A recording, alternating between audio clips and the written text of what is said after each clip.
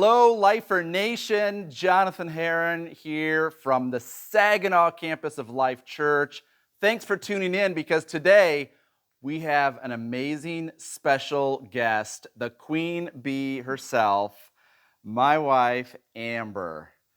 So, you want to say hi to everybody? Hey, everybody.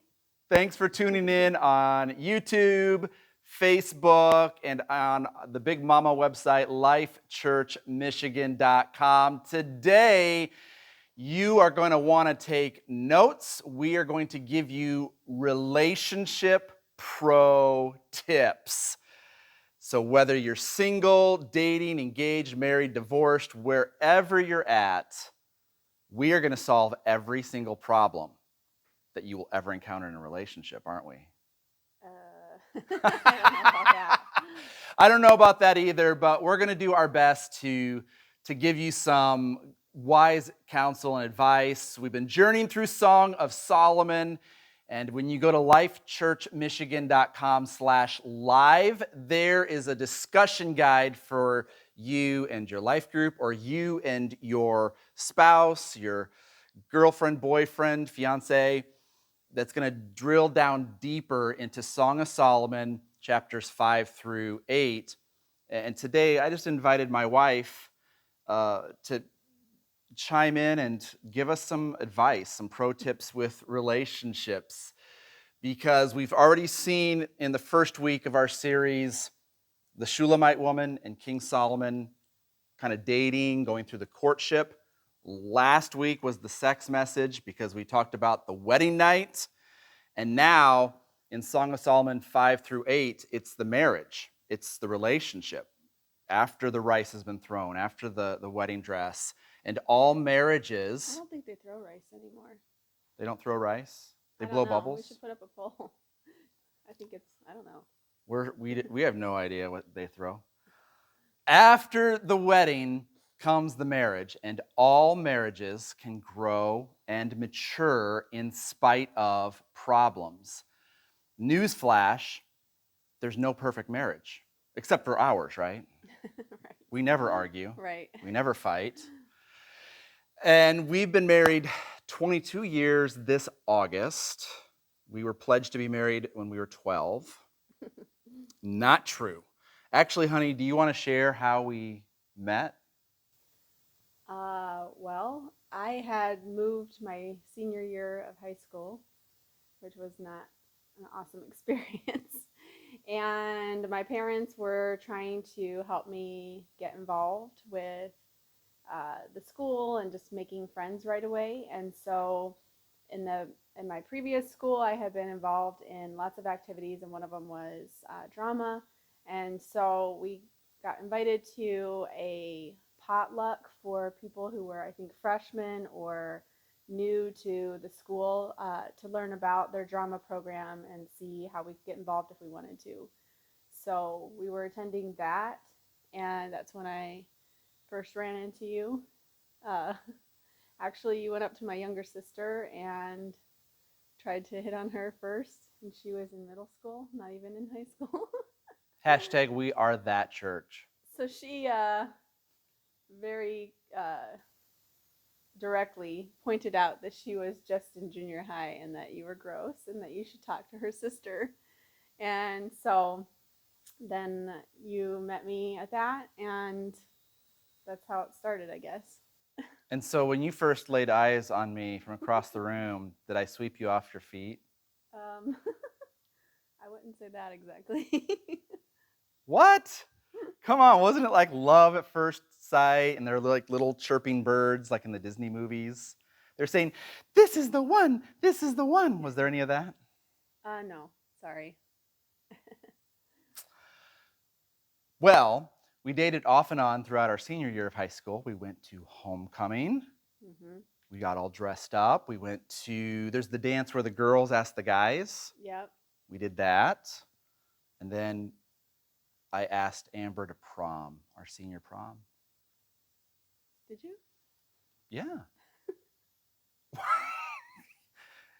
Yes, remember? I asked you to prom. And then I got my tux and you got your dress. Are you serious? Yes. We didn't go to prom together. Oh, yeah, there's that part. We actually didn't end up going to prom. I I asked her, though. don't remember that. We both had blind dates to prom because we had a fight that week. It's true. So, for all the people tuning in, let's give them some practical advice now that you got the background. Married 21 years, 5 amazing kids.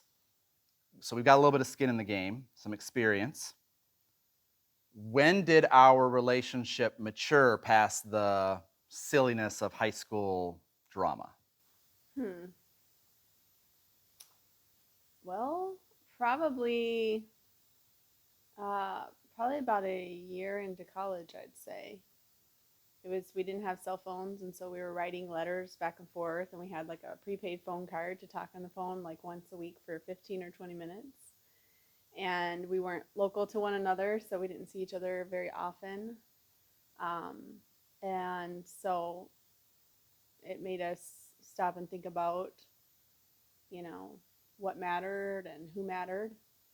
And I think we both just grew individually because we weren't relying on another person to, fulfill us. There's no codependency there. Right, yeah.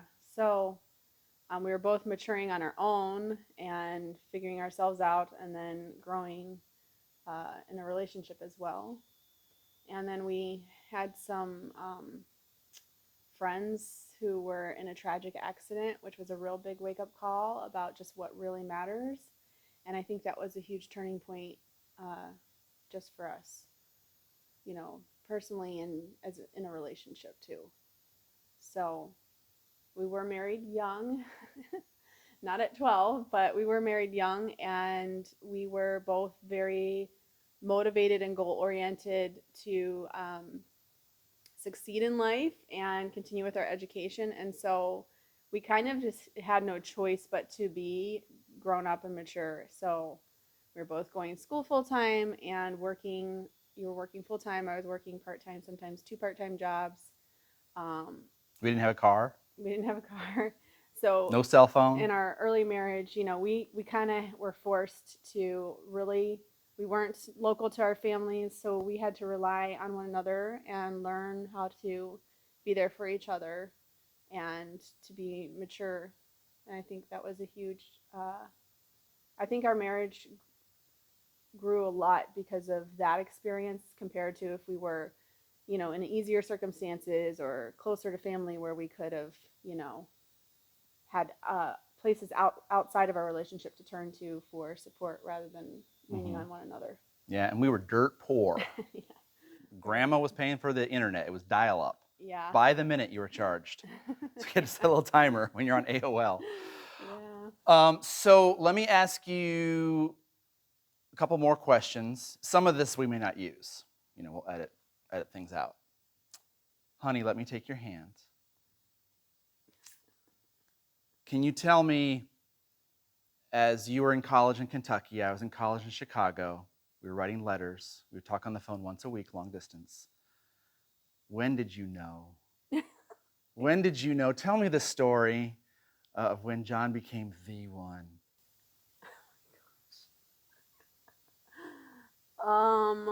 Well, I think when I saw that you were committed to me and that you were willing to make sacrifices to continue our relationship, because long distance relationships, particularly in those days when there wasn't so much technology available, was a challenge. And so it took a lot of commitment. So that was huge. And then when we would get a chance to visit one another and we would have to separate again, it was super hard. And as time went on, I think it got harder. And, it was just kind of like, well, I don't really want to have to be separated anymore. My life is better when you're there. So I appreciate that answer, because what I'm kind of hearing is in Ephesians 5, when Paul talks about husbands and wives, he says husbands have to sacrifice themselves for their bride, just as Christ laid down his life for the church. And so one key to a thriving relationship is the man willing to give up his wants, his comforts, or is the man demanding and prideful? Would you say? Mm-hmm. Good. That's right, people. So that's in Ephesians 5. That part of a maturing, growing relationship is that guys have to grow up. You don't just live for yourself. In Genesis, it says the two become one. Um, so when we look at Song of Solomon, we see Solomon, who's a knucklehead. We see the Shulamite woman, who is the hero of the story. And in the first part of the book, there's romance, then there's the wedding, and now they're in a relationship forever till death do us part. They're married. And in chapters 5 and 6, they have a fight. Um, what advice would you give to couples who are navigating? How do you fight? Like, without going MMA style, what are healthy ways or emotionally mature ways for a husband and wife, boyfriend and girlfriend to fight? What have you discovered along the way? Well, first of all, just going back to your joke about MMA. I mean, just in all seriousness, there should be absolutely no physical violence at all involved um, to one another with objects, any of that. That's just extremely unhealthy and, um, actually just it's abusive. So if you're in a relationship where that's what the fighting looks like, then I would suggest you get help as soon as possible. So I would just say that to start off with. And let me just piggyback on that too, because there's people here in Lifer Nation who have experienced the trauma of emotional abuse, physical abuse. There is no verse in the Bible that says that you have to stay in that relationship and continue to be physically and emotionally abused. You're just not going to find that verse. So you do need to know you're not alone. There are people, like, reach out to Life Church. Any staff member will come alongside you and point you in the right direction. But it's a lie that you have to endure for the sake of the relationship this knucklehead or this drunk. Right. And I think, you alluded to it as well. That's not just physical violence and abuse, but also personal attacks. So, and emotional abuse. So, putting somebody down in the middle of an argument, that's not progressing anything, and it's just going to cause more damage. So for starters, I just say, none of that. Like, that doesn't really have a place in fighting. So It's Bush League. What you see in Song of Solomon is instead they're speaking highly of each other. They're lifting each other up with their words. right. So when you're putting two people, sinful people, together, so there's arguments are inevitable. Wait, you're saying I'm a sinner? Yeah. And so am I. And I think part of the design of marriage is to sanctify us, which is a churchy word to make us more like Jesus, because we realize just how sinful we are ourselves. And so then that causes us grief and makes us want to change, hopefully, for the better and become more like Jesus. And so marriage and parenting, big time, reveals that to us. But you said at the beginning somewhere that, when you get married, you become one. And so when you're arguing in your marriage, the main idea you have to keep in the back of your mind is there's no winner. So sometimes our pride, which would be an example of our sinful nature, really gets in the way, and we get focused on winning the argument. But if we're one flesh, is there really a winner? Instead of fighting for what I want or to prove that I'm right, instead I should have the goal of improving the relationship, and that's like the end result, and the goal of making you more like Jesus as well, in addition to myself. And so that's kind of the end goal. Um, as far as actual argument, I think you need to stick to some ground rules. Um, and the biggest one is, well, I said, no personal attacks, whether physical or emotional, but also you can't bring in other uh, arguments. Or, I mean, it's easy to do that, so try and recognize when you do, because I'm not saying I've never done that, because I'm sure I have, but that's something that we need to try and be mindful of and not bring in another issue that's not even related, that's just not even fair. It's not fair fighting, and there are rules to fair fighting. And so, um, sticking to the topic at hand as much as possible, and then getting resolution from that before you move on to something else. And then, I mean, it does say, try not to, don't let the sun go down on your anger. And sometimes you do need to kind of cool down before you can come together and calmly discuss an issue. And Mm-hmm. so I think that's fine. But the issue is, are you coming back and resolving that issue? Mm-hmm. So if you're never resolving it, then you're just having all this pent up, unresolved issues going on. And then that's when, you do end up having a moment where the fight becomes all about the 100 things that you did before today that really have nothing to do with what you did today. Mm-hmm. And that's really not fair fighting. So resolving the issues as quickly as possible and working together as a team, I think, is crucial for the health of your marriage. You know, this week at Team Herron, our memory verse as a family that we're learning together is 1 John 4:17. 19. Obviously I didn't memorize it very well. 1 John 4:19, which is, we love because he first loved us.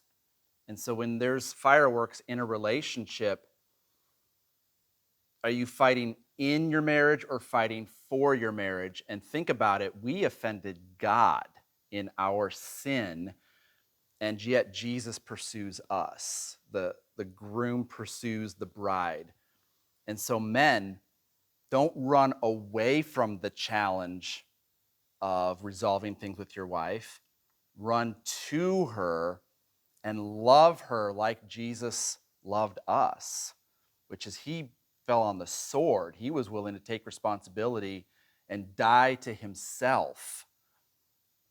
Men, are you willing to die to yourself? And if you're not, you're needing some more time as a single guy. You need to stop swiping right. You're not emotionally ready for a relationship.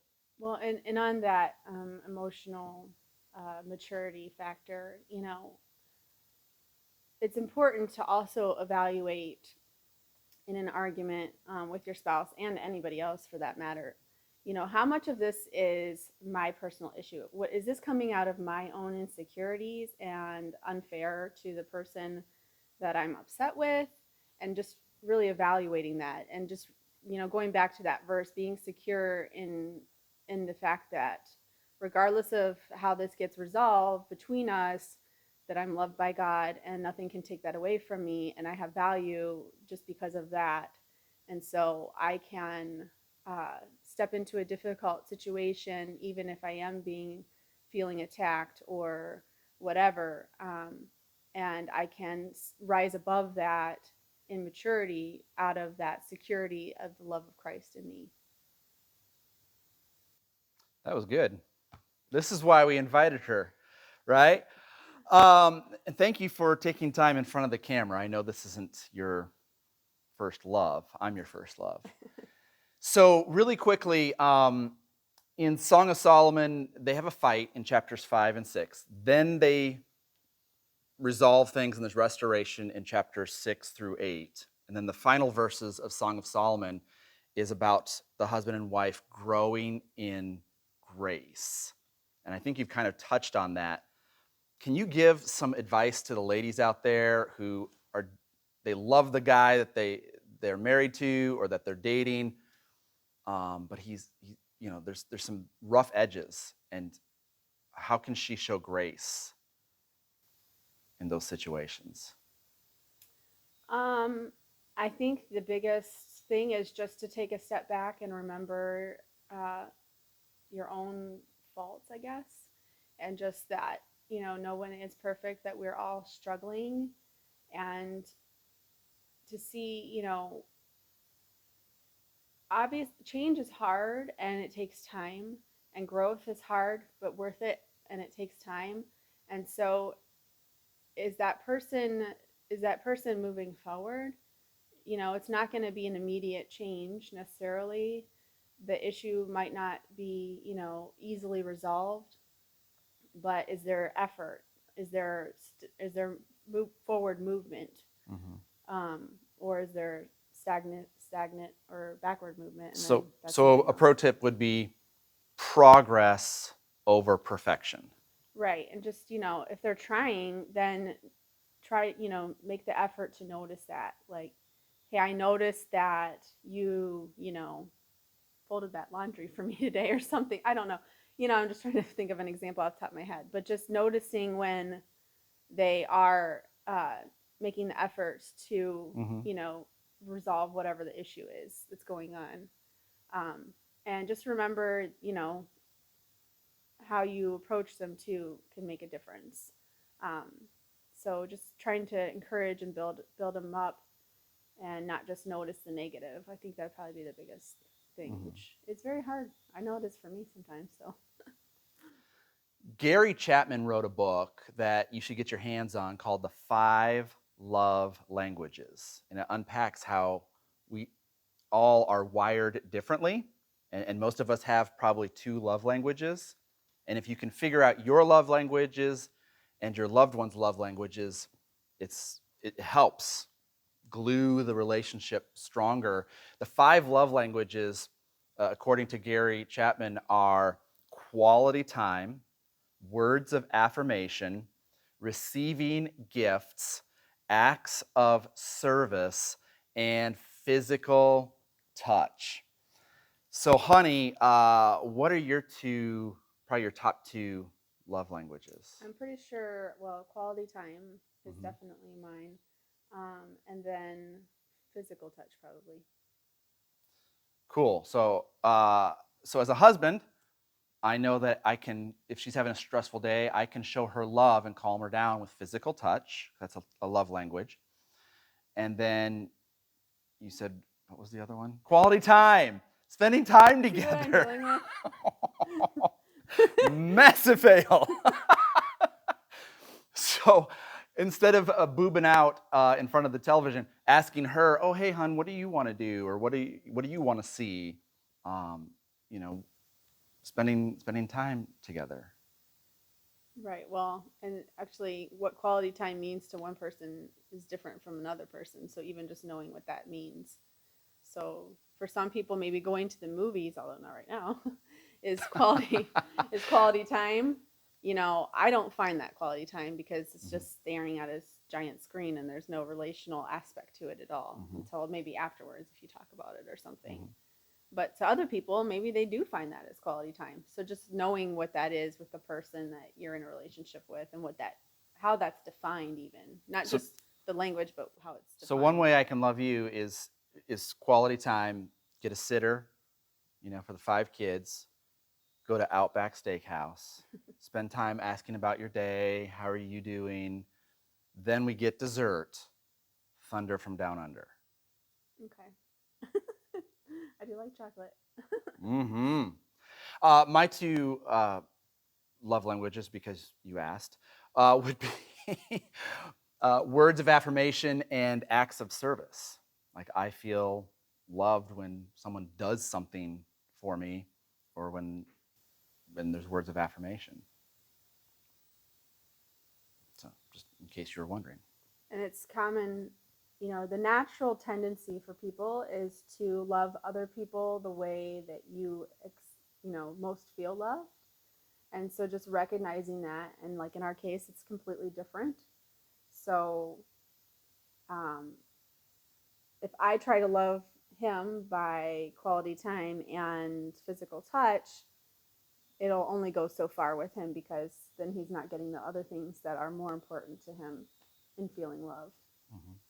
Okay, so let's get real practical, Amber. Okay, we're going to help some people out right now. The two biggies that couples fight about, or that can be relational hiccups, or that you have questions about, but nobody ever wants to talk about them. The two taboos are money and sex. And so I'm so glad that our 13-year-old son is running the camera right now and gets to listen to mom and dad talk about money and sex. What advice would you give to couples or to even single folks who are tuning in right now about money when it comes to a relationship? I mean, you just really have to get on the same page. 100%. You have Mm-hmm. to be on the same page. It's not, my financial goals and then your financial goals. It's our financial goals. And I really do recommend, a program like Financial Peace University, Mm-hmm. because that does help you to get on the same page and to understand how to do that, and just to understand the different spending types, spenders and savers and all that kind of stuff, and recognize how that plays out in your relationship so that you can get on the same page, Mm-hmm. and figure out how to set up a budget that works for everyone. So when you have a spender, that person is allowed to, get some money that they have to spend, then they can feel like they have that, and just having that kind of set up. So getting on the same page. Yeah, so here at Life Church, we offer Dave Ramsey's Financial Peace University classes twice a year. Highly recommend it because you need to have a written budget. If you're a couple, you have to have a written budget, and over 70% of Americans don't. You need a shared bank account. You can't have like his account, her account, because you are one flesh. I'm getting ready to officiate a wedding next month for two 20-somethings out of Midland. They go to our Midland campus, and they are following Financial Peace University to the hilt. So like right now, they're doing the debt snowball. They're going to be debt-free in their 20s. That's awesome. And that's amazing. Imagine all the stress that dissolves. And my advice is, if you are in the dating phase or you're just a single person and you're waiting, which is fantastic, here's how you know that someone you're going to date and possibly marry loves Jesus. Do they tithe? Because Jesus taught over and over and over again that your heart is connected to your checkbook. And so if you want to know if someone really is on fire for the things of God, just ask them, do you tithe to your local church? And if they don't, then that's an area to talk about, because that shows their spiritual barometer. That shows where they are at in their spiritual maturity. That's an easy barometer. Anything else you'd add to the money portion? I just think you need to have open communication. I I mean, it's possible there's relationships where it works this way, but I think primarily there's usually one person in the relationship that is the the one that's more has a more dominant role in handling the actual finances, like the balancing of the checkbook, the actual paying of the bills, and all that stuff. So in our case, like you just pointed out, I'm the one who does that primarily, but that doesn't mean that I decide everything on my own and then just let you know. Mm-hmm. If there's ever a change in the monthly budget, whether there's a loss of income or an increase of income, that's something that we come back together and say, okay, this is the situation. Like, what are we going to cut out, or what are we going to put this surplus towards? What are we putting into savings? How are we planning for the future? Things like that. So I think if if both of you are trying to control that, it could cause some issues. There's probably a few relationships where that works, but I think that that's the minority. Yeah. And one way to stay communicating about finances is we use the Every Dollar app. It's a free app from Dave Ramsey. You got a smartphone, and that way, anytime I want to know something or Amber wants to know something, boom. So we don't have to have silly fights over where did this go? Where did this go? We're on top of it. Right. That's great. So let me bring us to this final subject, our relational pro tips. send the kids out of the room. And I'll segue talking about budgets. So when we were engaged, we got engaged in May of 1998. And then we got married in August of 1998. So 3-month engagement, short engagements, winner, chicken dinner. We were 20 years old. I got a verse. Proverbs 5 says to enjoy the wife of your youth. So I was just following scripture, baby. And we had a budget for the wedding. There's tons of things you can spend money on now with weddings. When I'm counseling couples, I always say get a good photographer, and then don't go hog wild. Like, you don't need an open bar. You don't need, fireworks and confetti. Save that money for your actual marriage. Don't go into debt. Right. Can you give us any quick pro tips when you're engaged and you're starting to bring the money sources together? I wasn't expecting that question. I think, it's similar to once you get married, you have to say, okay, you have to prioritize, because most of the time we can't all afford everything that we would really like or want. So just figuring out what is it that's a need. And I mean, in a wedding, I guess there's needs there, like you need to have someone to officiate. You need to have your license, which you pay for that, so just, what do you need, and then what do you want, and just prioritizing, like, okay, what's the top 3 important things to me? So, the dress is really important to me because as a little girl, that's what you dream of, Mm-hmm. and the photography is important to me, so we agree on that. So, and just saying, okay, what are each of our top 3s, and is there anything in common, and then let's start there, and then see what's left to try and make everyone happy. But the things that are at the bottom of the priority, like maybe favors, like if you have fancy favors or whatever, it's not super important, and you could just do candy, that would be way cheaper or something, I don't know. Like, you be willing to let some of those things go and just prioritize what is most important to you. Yeah, don't go into debt when you're getting married. I agree with That's that. silly. And if you want the Not best worth it. deal on jewelry, go to Magma Jewelers right here in Saginaw. I know the owner, and he'll set you up good. Today's message brought to you by Magma Jewelers. That it says in Genesis 2:25 that the husband and his wife were naked but unashamed. So before sin, sex was enjoyed within the context of the safety of marriage, and there was no shame. So shame is associated with the brokenness of our world. What do you think? Let's start with like the Netflix and the Hulus and all the different options that are in the culture today. Do you think that the world paints an accurate picture of what sex is like in a committed relationship? 100% no. And why not? Well, first of all, a lot of what's in the media is not even showing a long-term committed relationship at all. So it's even hard to find examples of that. Um, so, I mean, that's the biggest thing. So maybe some of the movies and TV shows we stream shouldn't be our benchmarks? Right, yeah. And I think it's just like everything in your marriage, it just grows and matures over time. It's not like, it's not something that's like instantly perfect. So let's talk about the wedding night. So we got married in the afternoon.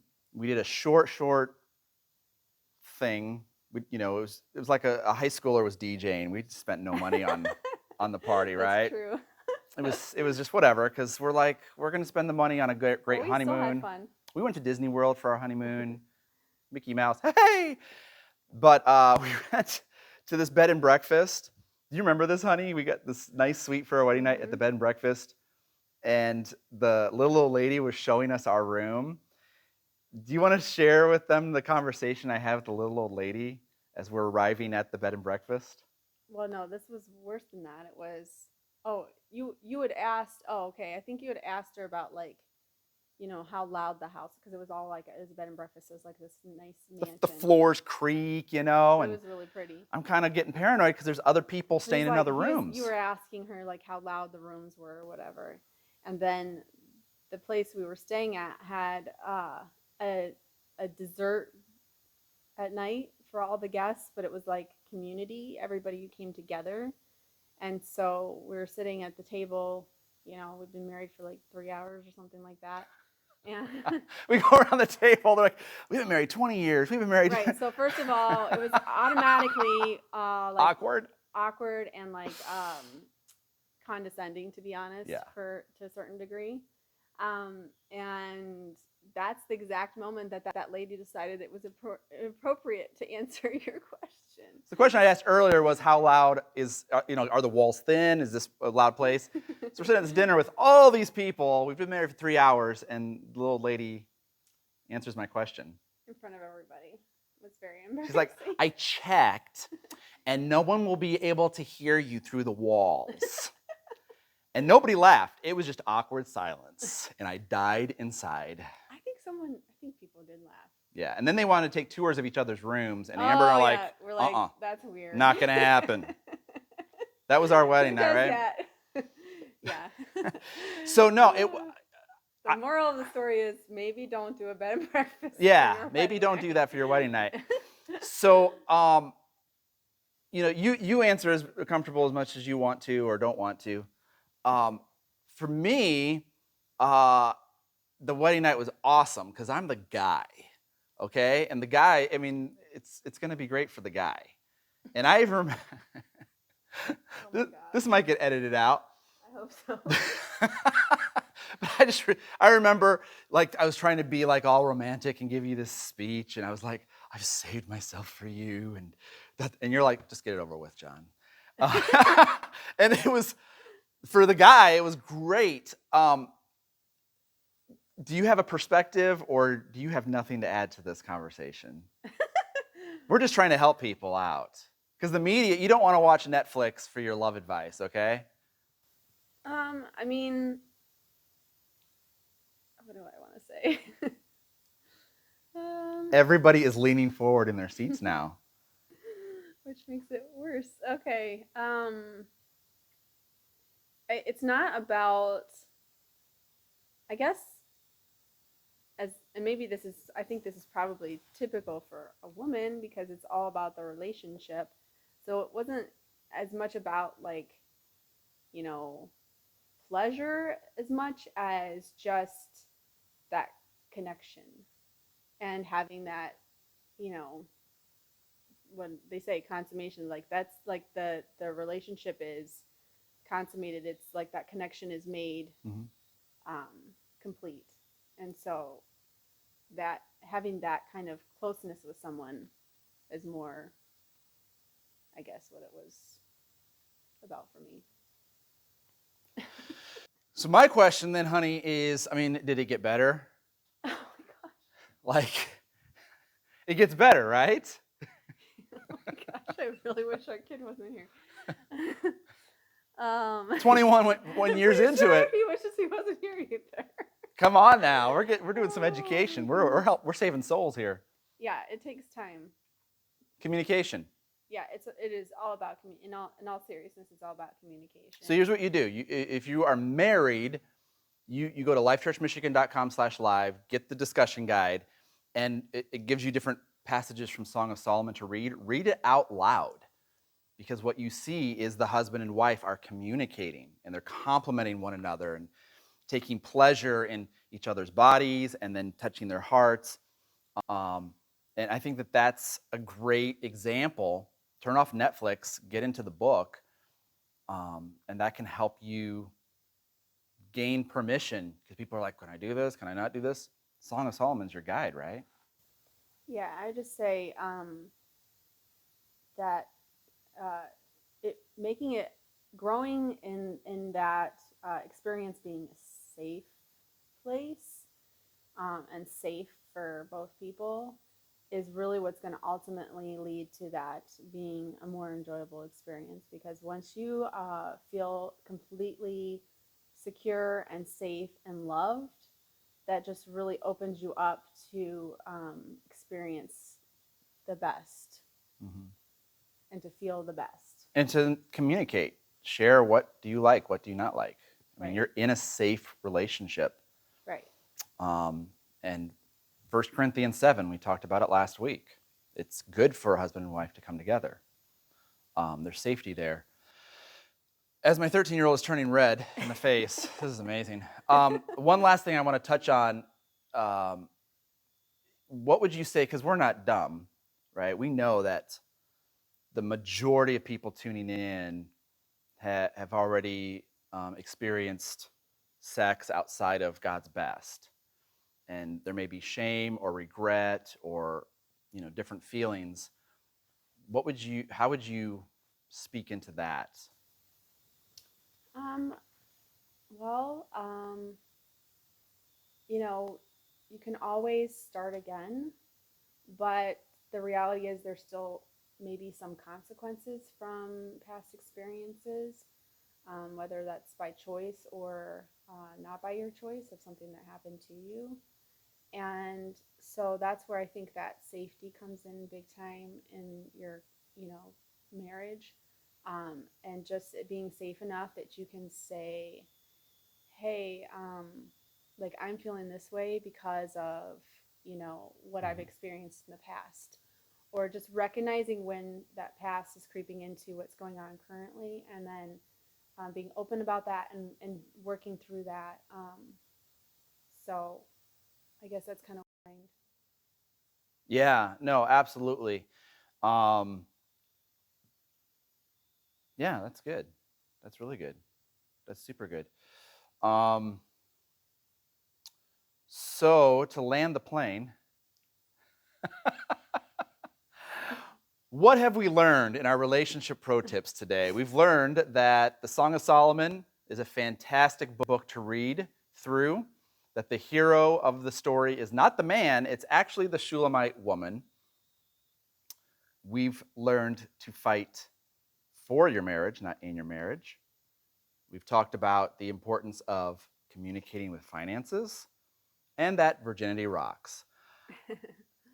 Listen, we want to continue to help you in your journey. Nobody here is perfect. Nobody here has it all figured out. We have a new online Zoom group for guys and a new online Zoom group for ladies. They just started this past week. You are welcome to jump into them. There's room at the table. Just go to lifechurchmichigan.com/groups and you can get information and register for those Zoom groups. Just get the Zoom app. You Zoom on there. question about that. Mm-hmm. Do you have to be local to our Saginaw campus? No. This is for Life or Nation. You can be in Milwaukee. So I lead the men's fraternity. It's on Monday nights. And then Megan Cherry and Sheila Wozni on our staff, they lead the Thursday night young ladies group. Young at heart, whatever you want to call it. But we want to continue to encourage you. We've got more online at lifechurchmichigan.com/live. Tons of resources there. What other resources would you give to couples who are asking for more?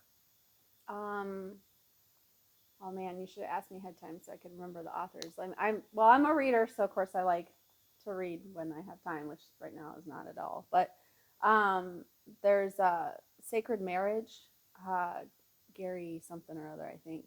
Is that Gary Chapman? No, I can't think of his name, but Sacred Marriage. You can search that. That's just all about what I was saying earlier, that marriage is about growing in your relationship with Christ. So Sacred Marriage. Also, Love and Respect is a great book, and that's by Dr. Agrix. I don't know if I'm saying that right. He's actually a Michigander, so it's a little fun tip Bonus. for you. That's a great read, and there's lots of study resources with that too. So it's a really good one. And then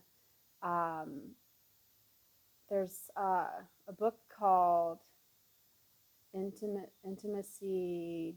Well, there's two different ones. There's Intimacy Ignited. That's one you can do as a couple together. And then I can't remember. There's one just for women. It's like intimate invitation. I don't know. And that's written by two or three pastors' wives, and then Intimacy Ignited, their husbands partner with them. And those are really, really excellent, very practical on your actual intimacy and all that in your marriage. So I recommend that. I'm sure there's some great podcasts and stuff out there too. I just haven't had time to research that right now. Let me give you 3 resources also for all the single people, all the single ladies, all the single, and single guys. First, I highly recommend author Rebecca St. James. She's written a ton of books and devotionals for middle schoolers, high schoolers, college students. She has a song from about 10 years ago called Wait For Me that you should listen to on Spotify. Probably 20 years ago. No. Anyhow, Rebecca St. James is a fantastic author. She was actually a guest on my podcast last year. You can find that. Second book that came out about 3 or 4 years ago is Swipe Right by Levi Lusko. That's great for single people, dating people, engaged people, even married people. But Swipe Right by Levi Lusko. And then a third book that just dropped this past week, Mike Todd's Relationship Goals. He's a pastor of a church in Oklahoma called Transformation Church, and highly recommend that brand new book. It's probably going to be on the New York Times bestseller list this week. So there are resources to learn. Listen, we are here for you. This is a no judgment zone. We're excited that you are tuned in, Life for Nation. So if we can serve you, encourage you, pray for you in any way, drop us a line at lifechurchmichigan.com. Next week is Mother's Day weekend, and we have a lot of fun surprises in store. So make sure that you tell your mama to tune in to our church online. That's going to be a lot of fun. We're going to surprise you with breakfast in bed or something. Oh, that would be amazing. Yeah. So Mother's Day is coming up next weekend. Amber and I had a lot of fun. Okay, I had a lot of fun sharing with you. There's tons more content. We had to edit this message down for time. So there's bonus content on our YouTube channel. Go to YouTube, subscribe to Life Church Michigan. Click subscribe, that little bell, so that the angel gets its wings. And you can get the bonus content of our discussion of Song of Solomon, relationship pro tips. We'll have everything there on the web. Is there anything else you want to say to everybody? I don't like when you do that. No. Thanks for tuning in. Thanks for We're in this together. Hang in there. Hey, in just a moment, we're going to move into a time of worship. And during this time of worship, you are invited to worship with the sound cranked up and through your gifts and generosity. It's because of your financial support that during this difficult season, we are able to bring you strong teaching on relationships and the small groups in the Zoom stuff. We got kids stuff Tuesday nights, 7:07 for teens. So thank you for your financial support. You can give at lifechurchgive.com, or you can mail in your gift to Life Church, 5200 Tittabawassee Road, Saginaw, Michigan, 48604. Every dollar is tax deductible, and you're not giving to the church, you're giving through the church. You're helping us literally touch the lives of thousands of people every Sunday here at Life Church. So thank you. Amber, thank you for being vulnerable and open. I just kind of threw all this at you, didn't prepare you. So thank you, honey. I will, wash your car when we get home. You can connect with... See? That's an act of service. An act of service, guys. That's not what I said was my love language. If we wanted to connect with you on social media, how do we find you on social media? At Herron Hacienda. So Instagram. Yep. And Facebook? Yeah. At Herron Hacienda. And I'm at High Five John, at High Five JON on Instagram, Twitter, and Facebook. So love to catch up with you. Okay, you got 6th through 12th graders, I'll see them Tuesday night for 707 online. Right now, we're going to throw it to worship.